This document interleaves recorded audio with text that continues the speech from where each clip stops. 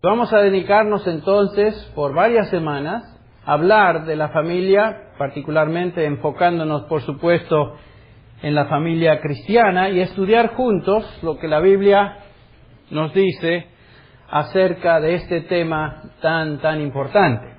Entonces estaremos investigando en la palabra de Dios lo que Él dice acerca de la familia y el matrimonio. Y hoy comenzaremos estableciendo los cimientos, el fundamento, las bases de nuestros próximos estudios. Nadie tiene que probarnos o convencernos que la familia, la cual constituye la base, la célula más básica de nuestra sociedad, está siendo sistemáticamente destruida. Las señales de su destrucción son abundantemente claras. Vemos a través de los medios de comunicación una serie de elementos a los cuales somos expuestos constantemente, que revelan la condición de nuestra sociedad contemporánea. Estos elementos son parte de la sociedad y, por supuesto, contribuyen en una forma muy particular a la estrangulación y la desaparición de la familia tradicional, como la conocemos. No solamente en este país, sino en todo Latinoamérica. Obviamente en España también tuve la oportunidad de observar eso cuando estuve allí hace 2 veranos.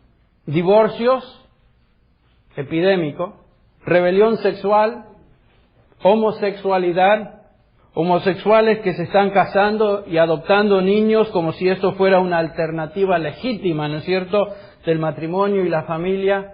Nuevas leyes están pasando en varios estados, particularmente se acaba de pasar una ley en el estado de Hawái, donde se protege este estilo de vida y se proveen todos los beneficios económicos a parejas homosexuales, así como a matrimonios tradicionales.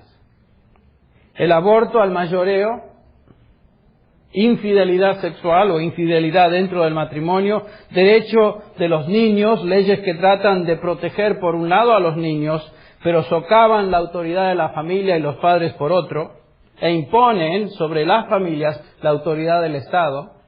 Violencia desenfrenada, lo podemos observar en nuestra propia ciudad, donde pandilleros se matan a balazos y matan a personas inocentes, y todo esto por el gusto de matar. Son totalmente insensibles al valor de la vida humana. Y algunos ya están gustosamente esculpiendo la lápida de la tumba para la familia. En un libro titulado La muerte de la familia, su autor, es un autor inglés, sugiere, y cito, la exterminación total de la familia porque es el medio primario de condicionar una cosmovisión occidental imperialista. Como si la idea de la familia viniera del occidente y particularmente del imperialismo occidental. Kate Miller, quien es una prominente líder en el movimiento feminista, escribió otro libro titulado Política Sexual, en donde dice que la familia debe desaparecer porque oprime y esclaviza a las mujeres. Imagínense. Grace Atkinson, que es de esta organización, la Organización Nacional de Mujeres, hace este comentario en su oposición a la familia tradicional. Escuchen bien.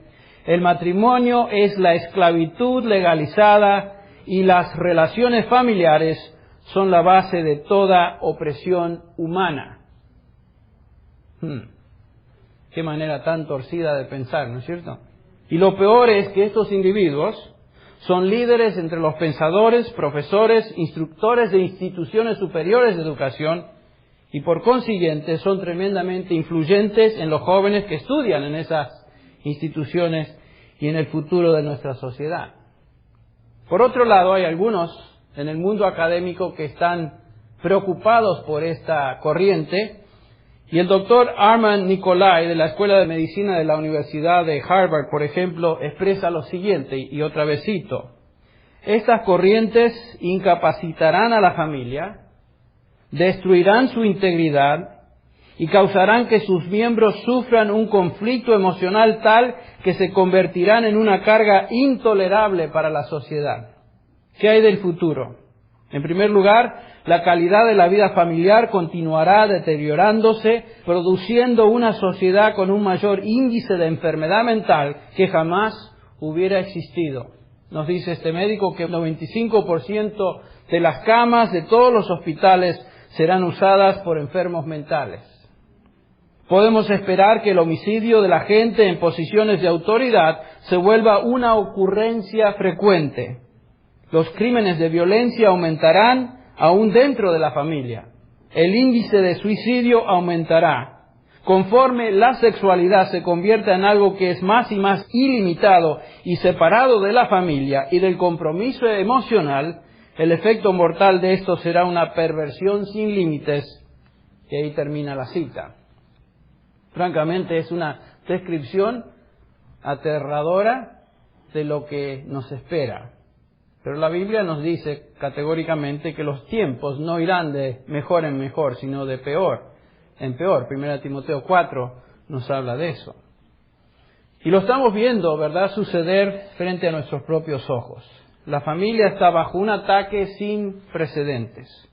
Los sociólogos, psicólogos, psiquiatras, consejeros matrimoniales, consejeros de familia, se están rascando la cabeza tratando de llegar a alguna solución, pero sin ningún éxito. La desintegración del núcleo familiar continúa.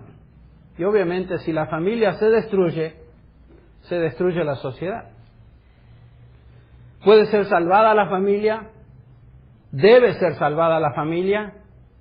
En la Escritura el matrimonio se presenta como la gracia de la vida, los hijos como una herencia de Jehová.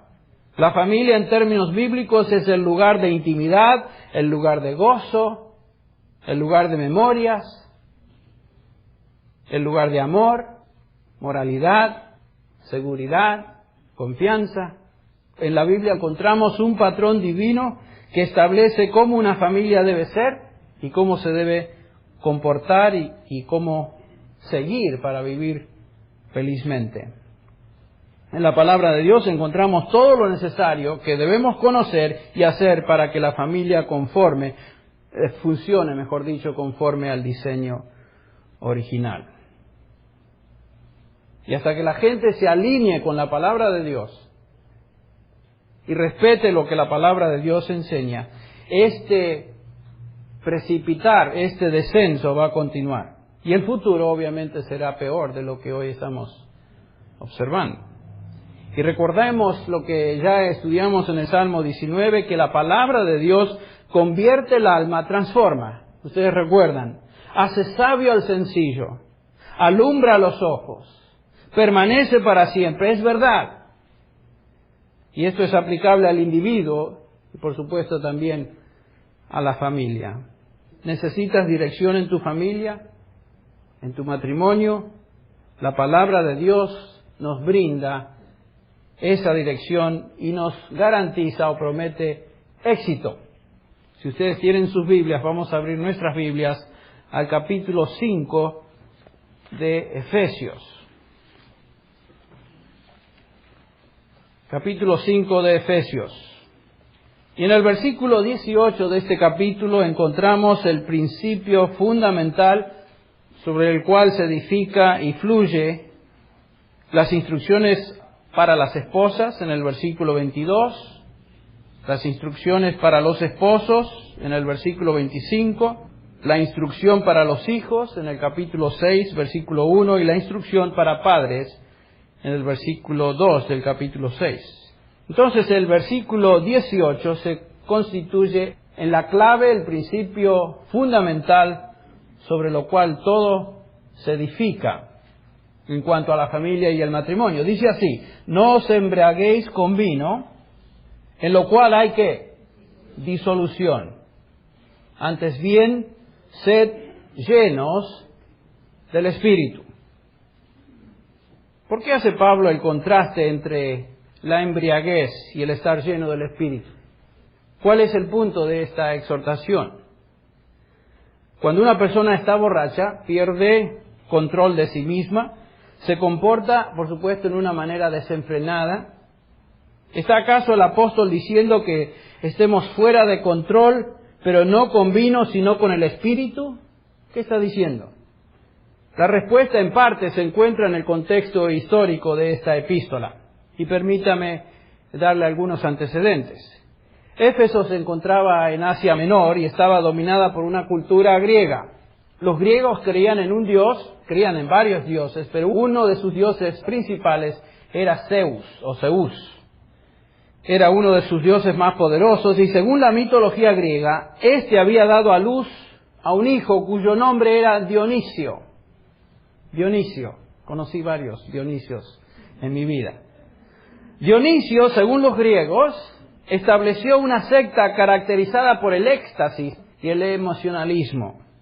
Era un emocionalismo frenético. Los adoradores de esta secta cometían toda clase de perversión sexual y atrocidades, junto con música, baile y banquetes. Un elemento común en la adoración a Dionisio era, por supuesto, la embriaguez. La embriaguez. Y de esa manera poder tener intimidad con Dionisio y lo que él representaba, ¿no es cierto? Si uno viaja por el Medio Oriente aún hoy, y el mundo antiguo romano, puede observar que las estatuas y monumentos dedicados a este dios tienen un símbolo. Ese símbolo son las uvas. Por supuesto, Dionisio era el dios del vino. Más tarde los romanos adoptaron a Dionisio y se convirtió en el lenguaje latín. Ese dios lo transfirieron a su lenguaje y le llamaron Baco. No sé si conocieron a algún individuo llamado Baco, yo nunca, pero Baco era el dios del vino, el dios de la borrachera. Y la palabra bacanal, ¿no es cierto?, de nuestro idioma, si ustedes lo buscan en el diccionario, y hoy lo busqué, se traduce por orgía o embriaguez.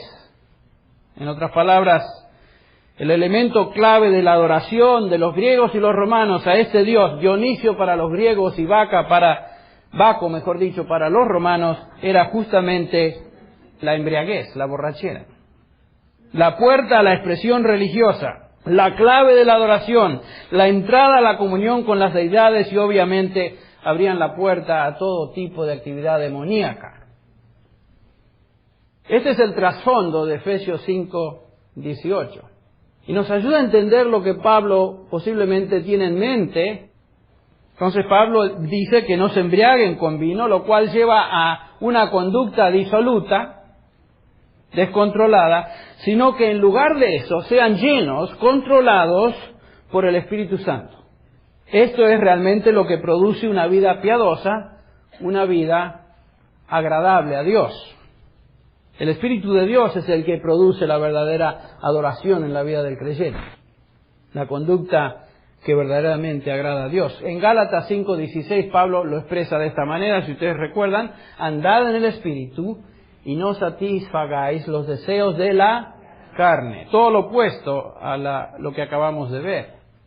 El pasaje paralelo de Efesios 5:18 se encuentra en Colosenses 3:16. En lugar de decir ser llenos del Espíritu, leemos en Colosenses 3:16 que la palabra de Cristo habite en vosotros en abundancia, con toda sabiduría, enseñándoos y amonestándoos unos a otros con salmos, himnos y canciones espirituales, cantando a Dios con acción de gracias en vuestros corazones. Noten, es muy importante esta observación.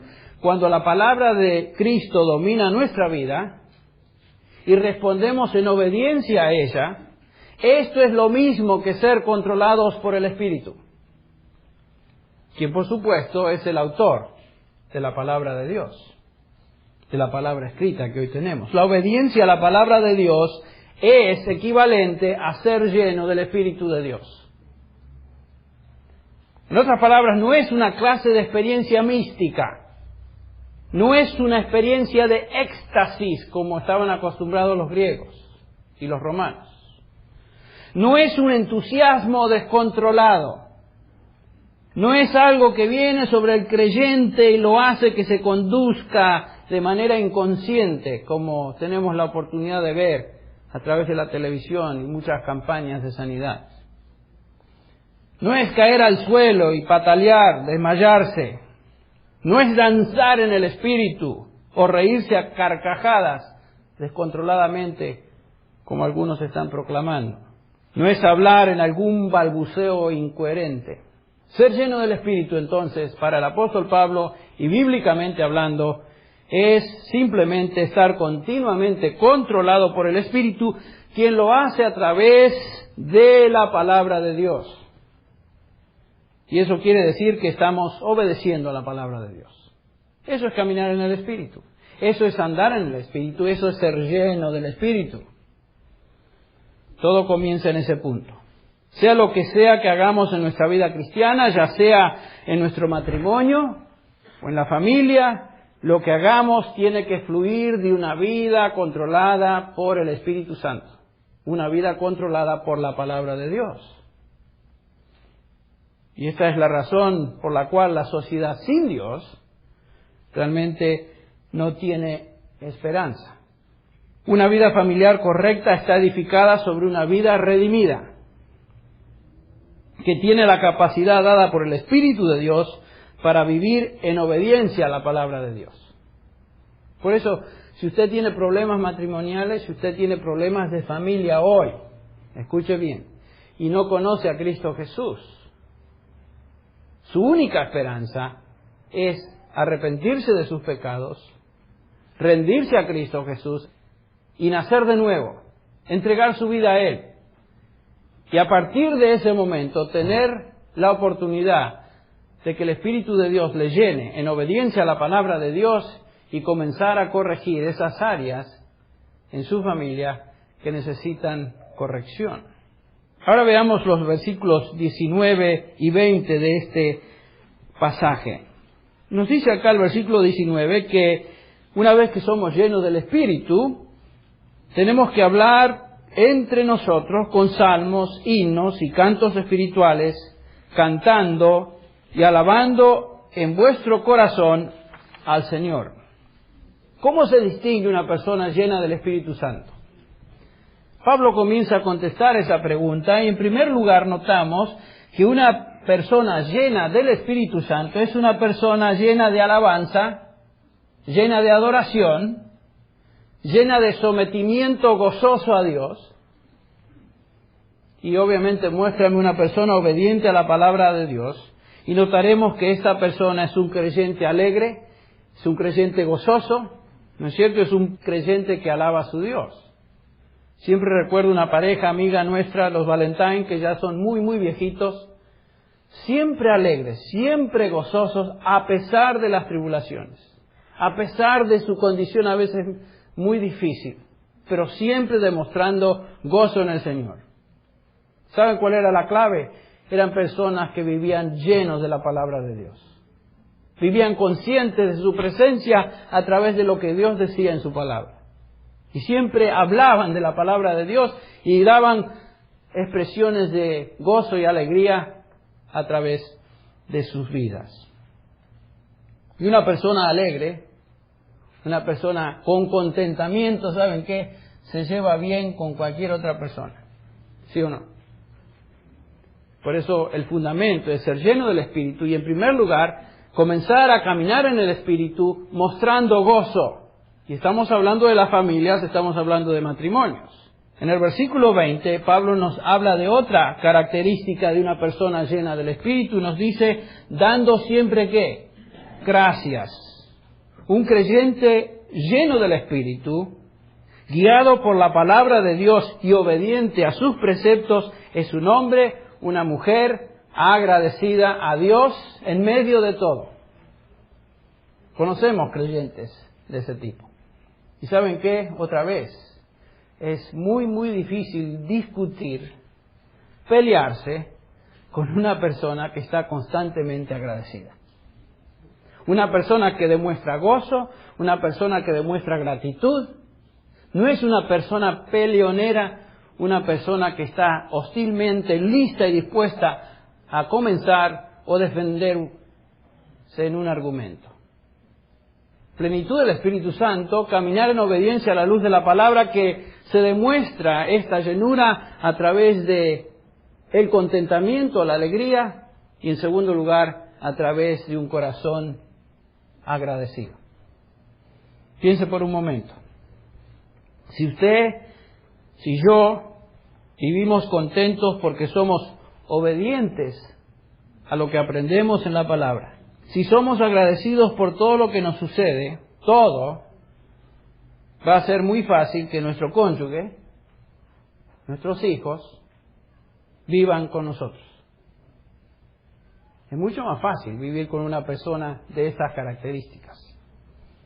Y es imposible, como dije, empezar una pelea con una persona llena de alabanza, llena de gratitud, llena de gozo, llena de paciencia, benignidad, fe, mansedumbre, templanza, lo cual es el fruto del Espíritu. Ahí está la clave. Ahí está el meollo del asunto. Aquí es donde normalmente cada uno de nosotros fracasamos. Desobediencia a lo que Dios nos indica en su palabra. Ser lleno del Espíritu, que la palabra abunde en nuestro corazón.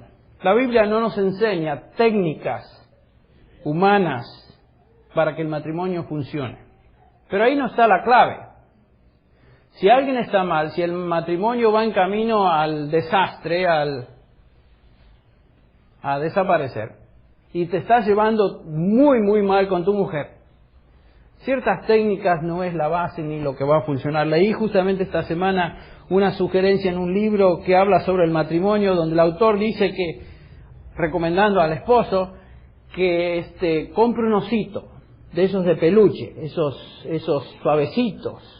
Y dice que escriba una notita romántica para la esposa, lo envuelva en papel de aluminio, lo pone en el congelador, ahí atrás de la lasaña, dice, donde la lasaña ha estado por varios días. Y un día, sorpresivamente, la mujer viene a la casa y buscando entre qué va a hacer de comer, se encuentra en la congeladora con este osito o este oso congelado, con la notita romántica. Imagínense, si la mujer te va a pegar, es mejor que te pegue con un osito que no esté congelado. Francamente, ¿para qué arriesgarse tanto? Por lo menos meta el osito en el closet, pero no se arriesgue a que ese osito esté en manos de una mujer enojada como un arma para ser usada sobre usted. Para eso es una sugerencia y una técnica. Dios nos dice que solo existe una manera de llevar una relación buena con nuestras esposas, siendo llenos del Espíritu, siendo llenos de alabanza, siendo llenos de gratitud. Y créanme que esto me habla mucho a mí. Cuando uno prepara un sermón en base a la palabra de Dios y uno sabe que se enfrenta a la congregación, tiene que estar luchando y aplicando esto a la vida de uno. Y el Señor me está hablando a través de esto. A partir de esto fluye otro elemento que encontramos en el versículo 21. Aquí Pablo está hablando de otro elemento que es la sumisión mutua. Este versículo no nos dice quién es la persona específica que debe someterse. No está hablando de esposas a esposos o de hijos a padres, está hablando de todos. Todos. Esto es fundamental para matrimonios ejemplares. Pablo está hablando de una actitud espiritual. Pablo está hablando de una sumisión genérica sin importar la relación específica dentro del contexto de una familia. Esposo con esposa, padre con hijos, hijos con padres, todos en una familia deben aprender este principio de sumisión mutua. La palabra someteos en griego es hupotazo. La aprendí en el seminario, me acuerdo. Es un término militar que quiere decir colocarse debajo de otro por ser de menor rango. Si yo soy cabo, me someto a mi sargento. Si yo soy sargento, me someto a mi coronel. Si yo soy coronel, me someto a mi general. Y así sucesivamente. En cualquier relación entre cristianos, y particularmente en el matrimonio, somos llamados a colocarnos unos debajo de otros. Y aquí está la base de las buenas relaciones. Qué interesante. Todos nosotros queremos tener buenas relaciones. ¿Cómo se establecen y cómo se cultivan? Sumisión mutua. Pero nuestra tendencia, ¿no es cierto?, es imponer nuestra voluntad Piense bien, ganar el argumento, esperar que el otro comience a comportarse antes de que yo reaccione. Entonces yo dejo que mi esposa comience la cosa y en base a cómo actúa ella, yo reacciono, ¿no? ¿Y por qué se ríen? Porque es cierto. Todos sabemos de lo que estoy hablando.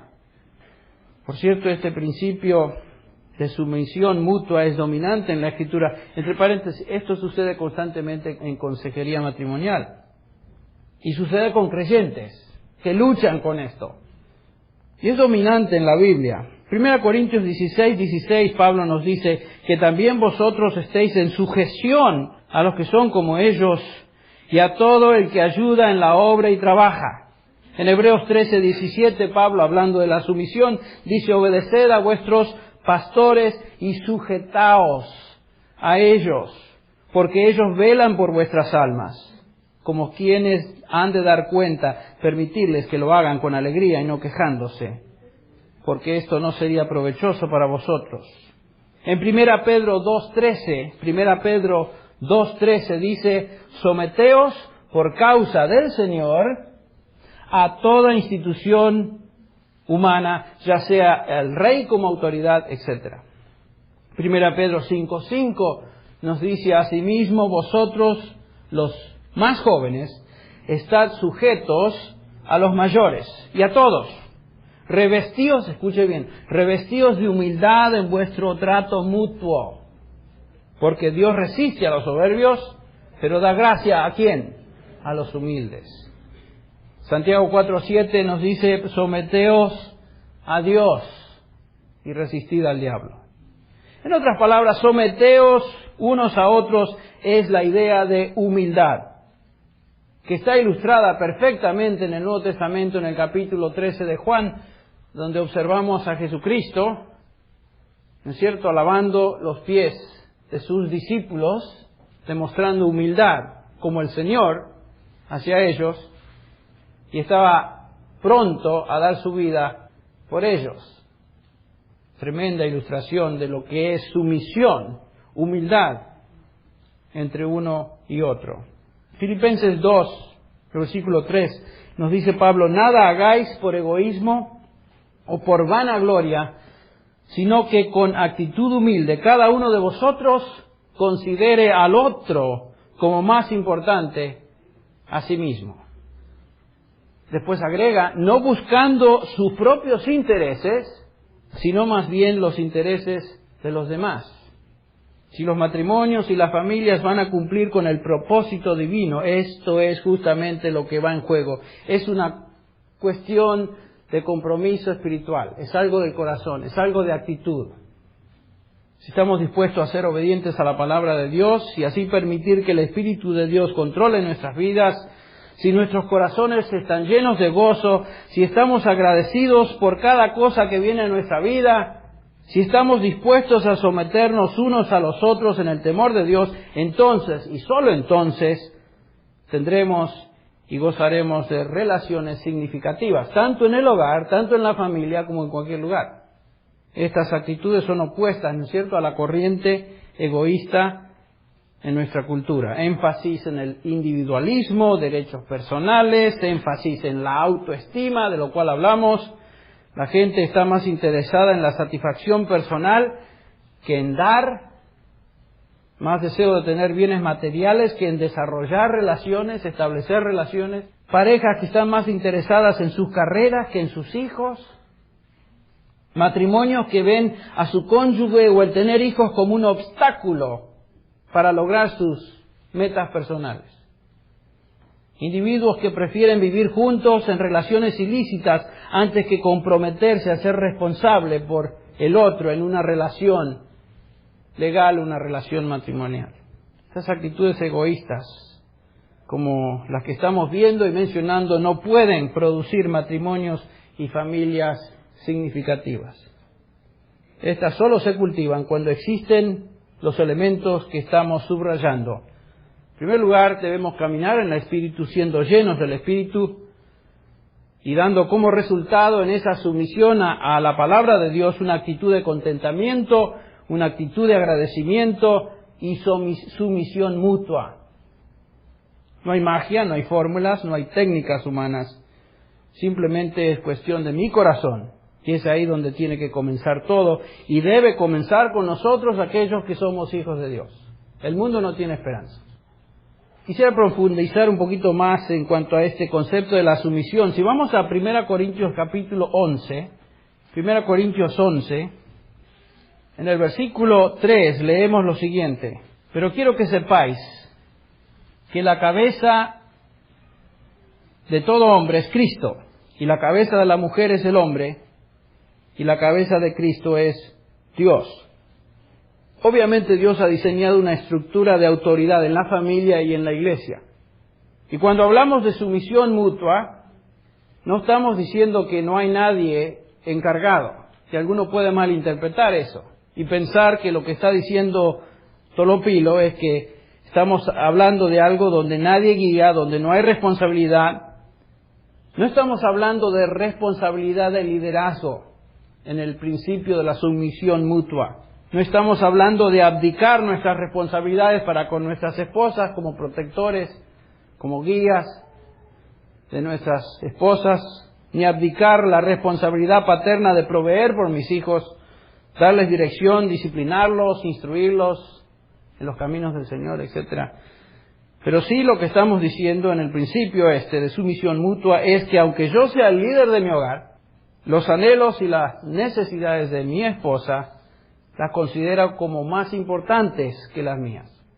Las necesidades de mis hijos las considero más importantes que las mías y estoy dispuesto a sacrificarme. En la ilustración del pasaje que leímos, ¿es Dios superior a Cristo? No. ¿Es Dios en esencia diferente a Cristo? No. ¿Son Dios y Cristo uno? Por supuesto que sí, en esencia son uno.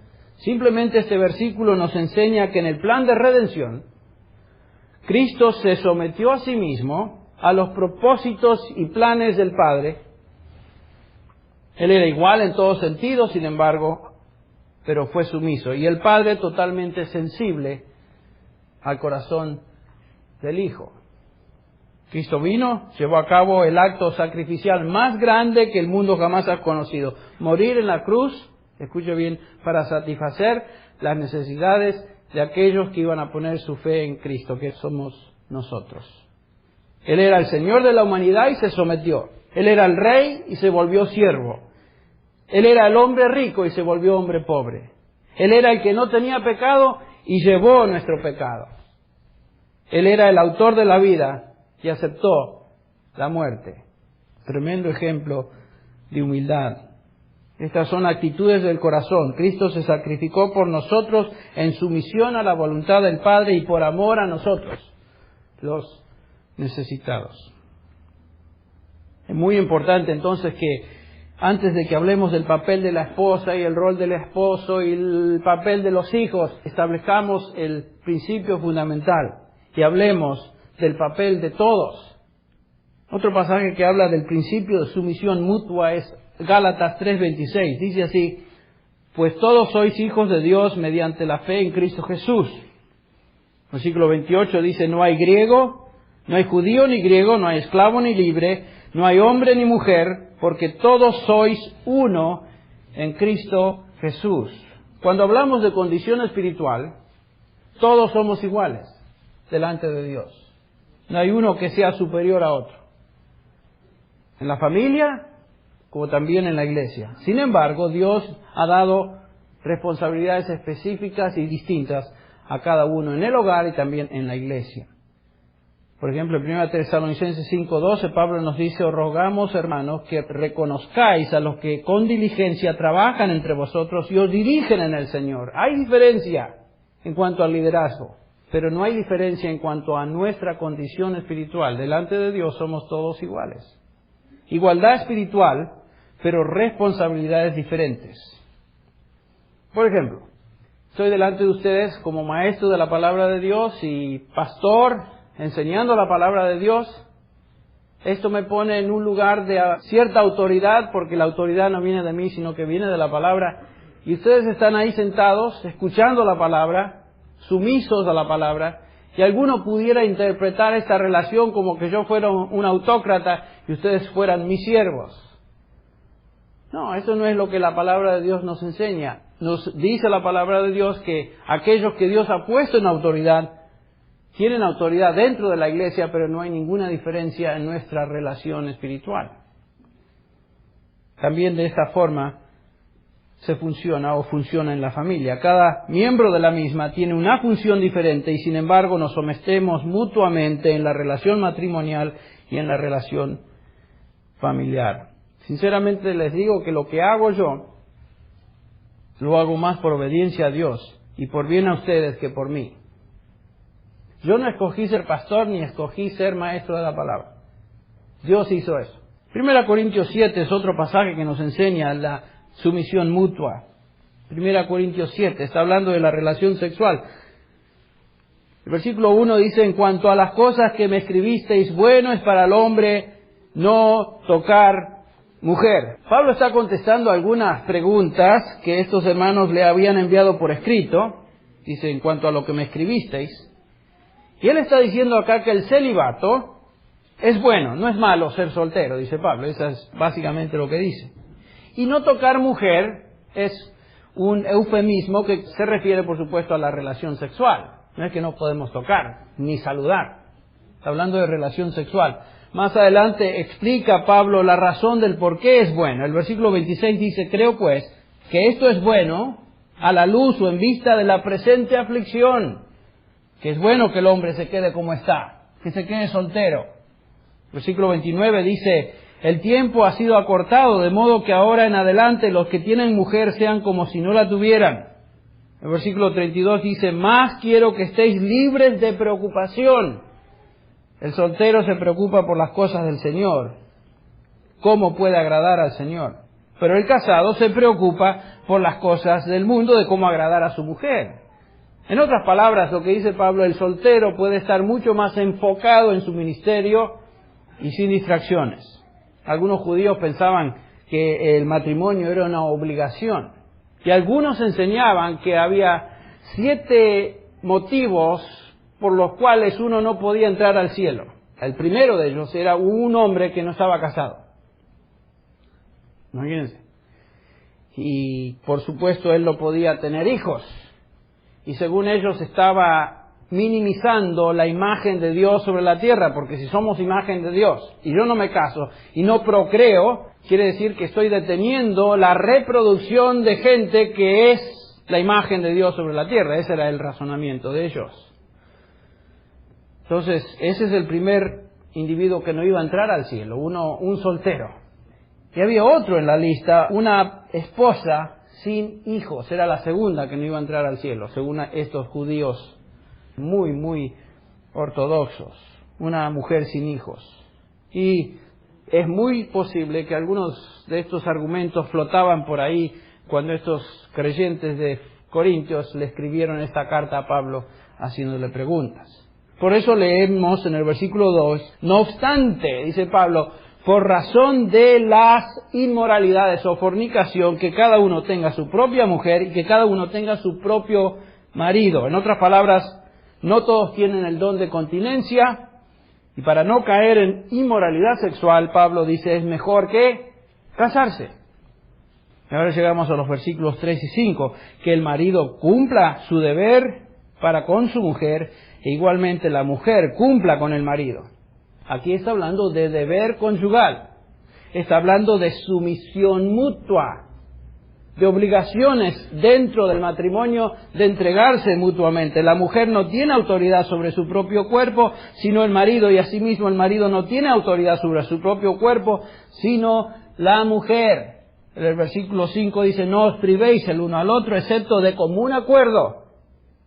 Ese es el requisito. Y por cierto tiempo, para dedicaros a la oración. Volved después a juntaros a fin de que Satanás no os tiente por causa de vuestra falta de dominio propio. En otras palabras, dice Pablo, que nos tenemos que someter en nuestra relación conyugal el uno para con el otro. No entra el pretexto ese de me duele mucho la cabeza. Y otra vez se ríen porque sabemos de qué hablamos. El lenguaje que aquí se usa indica que ustedes, damas, le deben algo a sus esposos y ustedes, varones, le deben algo a sus esposas. Y es una entrega permanente de un compañero a su compañera y viceversa. Si se detiene la relación sexual, dice Pablo, que sea por consentimiento mutuo, otra vez, la idea de mutualidad, para dedicarse ¿qué? A la oración, pero ambos tienen que estar de acuerdo con esto. En otras palabras, no me molestes ahora porque estoy orando. No entra en juego, especialmente si ya lleva 3 meses en vigilia de oración. Porque acá dice que es solo por un periodo y después vuelvan a juntarse para no ser tentados. Fuera del patrón establecido en Efesios 5, el matrimonio y la familia se convierte en una lucha sumamente difícil, imposible, insatisfactoria.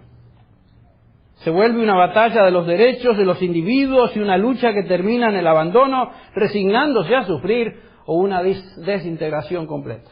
Cada año, millones de parejas llenas de esperanza comienzan sus vidas juntos y la mitad termina en divorcio. Los que se separan vuelven a casarse y 2/3 de estos matrimonios se vuelven a disolver. El divorcio es hoy epidémico y donde no hay divorcio a menudo existe infidelidad y conflicto. Generaciones de chicos, de niños, están creciendo con pobrísimos modelos de lo que es una familia, lo cual multiplica el problema y los prospectos para la familia en el futuro. La situación hoy es realmente trágica, es caótica. Para concluir, entonces, cuando comenzamos a discutir el tema de la familia, tenemos que empezar hablando de asuntos espirituales. Los problemas matrimoniales en su esencia, ¿no es cierto?, son problemas espirituales. Son violaciones de principios que Dios ha establecido en su palabra como indispensables para el funcionamiento de la familia y el matrimonio. Cuando eso se viola, los problemas son la consecuencia. Esposo, esposa, hijo, hija. Si tienes un corazón lleno del Espíritu, obediente a la palabra, que se goza en Dios, que es agradecido por todo y que es sumiso, tienes todo lo necesario para producir un matrimonio, una familia piadosa. Eso es lo que la palabra de Dios nos enseña. Y es el comienzo. Continuaremos hablando de esto en las semanas próximas. Vamos a orar. Padre, te damos gracias. Tú nos has enseñado que seamos personas no egoístas, no preocupadas por nosotros mismos, sino por otros, llenos de gratitud. Y donde hay áreas en nuestra vida que necesitan cambio, que este sea el comienzo, Padre. Tú eres claro, no es difícil, no es mágico, es obediencia a lo que tú enseñas.